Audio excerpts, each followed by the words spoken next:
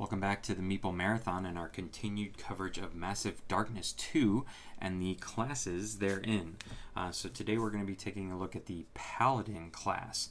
The Paladin class is a pretty straightforward class, similar to the Berserker, in that you're going to be adding your skill cards to basically, instead of a stance, a specific consecration. And kind of lining them up in these columns here. And so depending on which consecration aura you've thrown out, depends on what bonuses you're going to get. So let's just quickly talk about the mechanics of the Paladin here. So if you're playing with the Paladin, you're going to have this board, and it's going to have these 3 tokens here that are going to sit on top. What you're going to do throughout the game is take these tokens and place them in a location like that. And anybody who's in that location, any hero, essentially is going to benefit from this bonus here, plus any benefit that you've stacked beneath it based on your skill cards. So let's just take a look at the basics here. So for the green consecration, sorry, I really struggle with saying this word. For the green consecration, you get to reroll 1 die in combat, and that can be defending and attacking, because combat covers both. If it was just attacking, it would say just attack. Here, heroes that start their move action in this zone gain +1 MP. So this is a great one to throw down at the very beginning of the game, help you run around, pick up some additional treasure. And here, heroes that start their activation in this zone may heal 1. They have to start their activation, so start their turn in the red zone. Now, you put these out onto the board by spending a mana. So right off the bat, any Paladin hero or character that you're playing with, it would behoove you to find some weapons or loadouts that help you replenish mana faster than most. That way you can be throwing these out at your will anytime you want. There's note that you cannot have double consecrations in a single zone, so you can't just stack all 3 of these up in one zone when you're fighting the boss or anything like that. You can only have 1 consecration per zone, but you can pick them up and place them back on your board. You can take them out of the map and pull them back for free. So you essentially could throw this one out, utilize it, and remember, you have to have the mana to do this. You'd have to spend a mana to throw this one out on the space you're on, and then move, pick it up, and throw it out again. Now, the Paladin has to have line of sight to the zone he's putting it out on, so you can't just, throw it anywhere in the dungeon. But again, you can pick it up for free, free action, free payment, and placing it down with spending a mana does not cost an action. So keep that in mind when you're thinking about where to put these down and when to put them down. Also, we'll get back to that in a second. So again, the Paladin is a support character, essentially. He's trying to give everyone else on the board a buff, but he can also be a bruiser too. So let's take a look at the Paladin's skill cards here. The level 1 skill cards are pretty straightforward, but they do kind of determine what kind of Paladin do you want to have. Do you want to have one that, as long as they're staying in the specific zone, can get, it's going to be like a frontline attacker, essentially. So boldness, the basic skill here would be attack, 1 reroll on an attack. Paired with the green one, you are getting 2 rerolls if you attack. Now, but say you move it over here. Again, this is your choice as to which one you place it down here. The Berserker had some of them that you had to put in very specific columns. The Paladin is your choice every time. So now you're starting a turn, and say you're in the thick of it and you're not going to be moving very much. You're healing 1 every turn, and you're getting a reroll on your attack, so on and so forth. Or this one, the Banish skill, essentially allows you to be pushing enemies, moving them out of a zone. Even if you're not in that zone, you could still spend 1 to push them out. So the consecration itself is pushing them out. And then the last one, this is the true tank. If you like playing tank characters and like to be in the thick of it and absorbing up all the wounds, or if you have somebody who's really light on health around you, this is the skill tree for you. Lifelink basically allows the Paladin to absorb the wounds instead of another hero in this zone. So if you had this skill tree, you would want to take this and put it in the zone where the other player, the player you want to rescue, I guess you could say, take damage for, you would want to put this in their zone, or the zone they're going to end up in when they're attacked. And then you can use your lifelink skill, as long as it's in the same column as that aura or whatever, you can absorb the hits for them. All right. So before we continue on with the skills, let's just talk about blessing your skills. At the start of each round, you get to choose one of your skills to flip over and bless. So the Paladin's the only one who has double-sided skills here. And you can see that each one of these basically just is improved on that skill. So boldness now all of a sudden is a reroll on attack plus 1 guaranteed hit. And now if you banish, if you flip it over, this becomes a shadow zone for the purposes of rolling the shadow die, which is really nice. And this is my favorite die of the game. And this one here, in combat, not only can you ignore one wound, but also you are absorbing other people's wounds. So at the beginning of every round, you're going to choose one of these skill cards that you have set out, and you're going to flip it over to its blessed side. You only get to have one per round, and at the end of the round, you're supposed to flip it back over. But keep in mind, early on in the game, you're only going to have one skill card probably until you level up. So just keep that thing flipped. Even though you just gained boldness 1, just keep it flipped to its blessed side until you actually have multiple skills to decide from. Okay, so in keeping that in mind, that there's a buffed up side to each one of these on the back side, let's look at what level 2 offers us here. So the 2 and 4 skills basically allow you to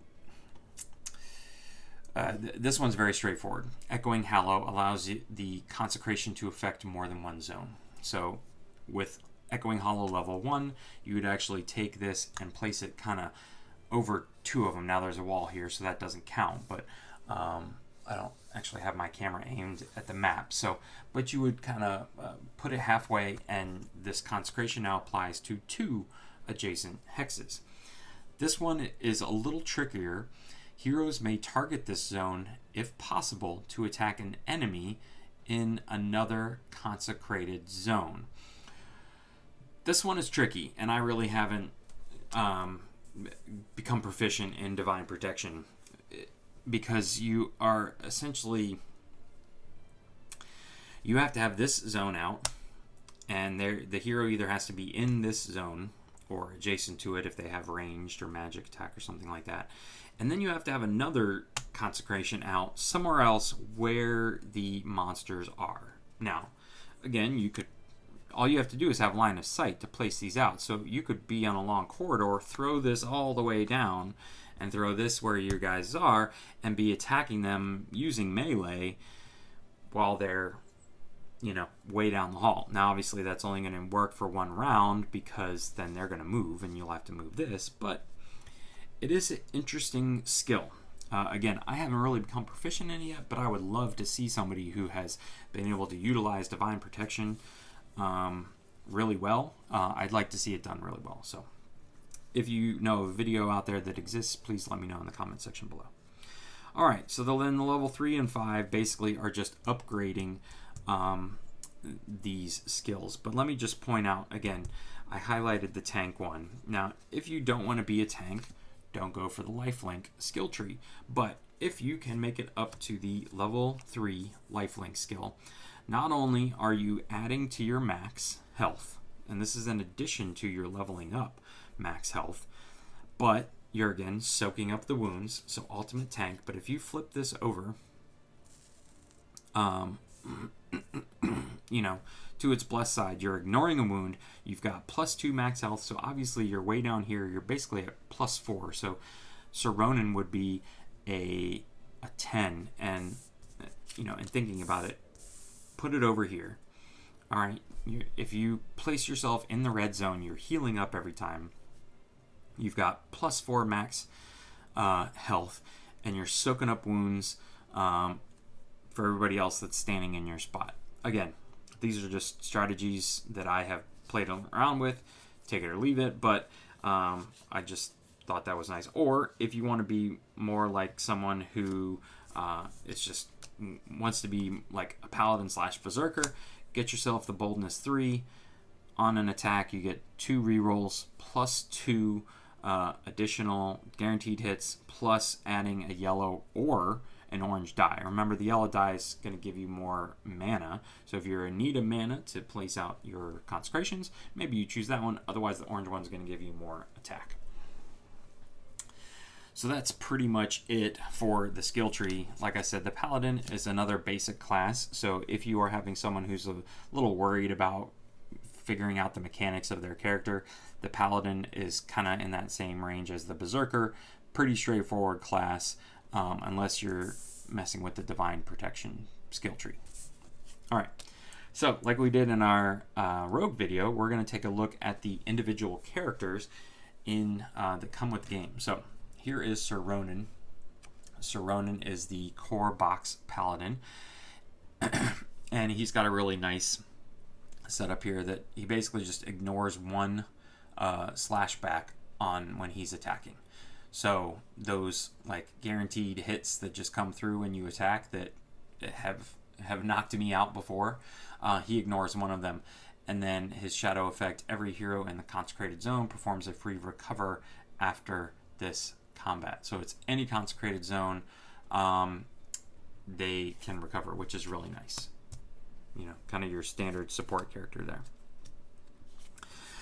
Gara here is also, you know, the dwarf armorer here. She is also, she comes in the Darkbringer pack, so the stretch goal box. She is also, you know, support character, defensive tank. Heroes in any consecrated zone, when she's playing, get a automatic defense of 1. And then her shadow effect allows you to gain mana back, which again, we've talked about is very helpful. You're going to want weapons or girder around in shadow to get back your mana. And then the last one, there's actually 2 paladins in the Darkbringer pack, is Victor. Now Victor actually, as his special skill, it's an action that you have to take, but he can basically draw 2 rogue tokens from the bag and discard 1. Tokens can be used for an extra action. So now he's technically taking that action. You know, he's spending an action to draw the tokens from the bag, but he does get to choose. He draws 2, picks 1. But it just gives him the ability to possibly get that little bonus that the rogues get that we talked about. So he utilizes the Paladin board and all the consecrations, that everything that comes with it, but he also utilizes the rogue's bag of tricks. So if you have a rogue in your party already, he would draw from their bag, technically keeping them from getting it, and then it's discarded. That those tokens are discarded after Victor uses them, so the rogue wouldn't get them back until they reshuffle their bag. Keep that in mind. But if you don't have a rogue already in the game, just keep the rogue bag set up off to the side. Keep in mind, though, that bag is not going to get any bigger. He doesn't have any skills that are going to add tokens to that bag. He's just going to be using the basic tokens. And his shadow effect also allows people to draw from the rogue bag, which in this instance would give that hero who draws an additional action. So up here he has to spend an action to draw tokens, choose 1, and then he gets to use it. So he really hasn't gained an extra action. He's just gaining the possibility of hitting on a bonus on his action. But the shadow effect does give every hero in a consecrated zone 1 free action on their next turn. Because remember, the rogue bag, which I have over here, every token in here represents an action. And so if you have one outside of, you know, your drawing of your standard 3 as the rogue, it's an extra action. So he is an interesting character. He's one of these crossover characters. And we're going to see another one when we do the wizard class. He, you know, utilizes the Paladin dashboard, but he kind of has a little bit of a roguish element to him where he can utilize those tokens throughout the game. That's going to do it for the Paladins that are part of Massive Darkness 2 as of right now. At some point, I'm going to be taking a look at some of the characters from Massive Darkness 1 and talk about which class they fit into. But for right now, we're just covering characters that are in the Massive Darkness 2 you know, current setup. So that is going to do it for today. If you have any questions, please feel free to let me know in the comment section below. And if you enjoyed this video, please consider giving it a thumbs up and subscribe to that channel. Once again, thanks for watching. Have a great day.